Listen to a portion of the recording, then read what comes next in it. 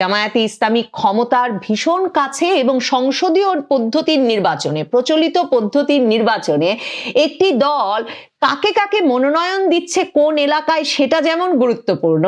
কোন ব্যক্তিকে প্রধানমন্ত্রী হিসেবে সামনে নিয়ে আসছে সেটাও অত্যন্ত গুরুত্বপূর্ণ। সেই হিসাব কষেই বিএনপি তারেক রহমানকে পাশে সরিয়ে রেখে, বিশেষ করে তারেক রহমানের ফেরার যখন কোনো ঠিক নাই, পাশে সরিয়ে রেখে অসুস্থ খালেদা জিয়াকেই সামনে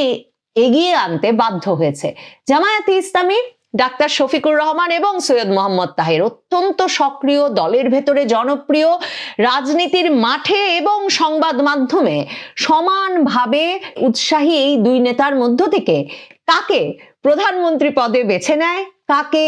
সংসদ নেতা, দলীয় প্রধান, এসব পদগুলোতে তারা দেখতে চায়, এই বিষয়গুলো জামায়াতে ইসলামী নিশ্চয়ই সামনের দিনগুলোতে ঠিক করবে। নাকি জামায়াতে ইসলামীও বিএনপির মতোই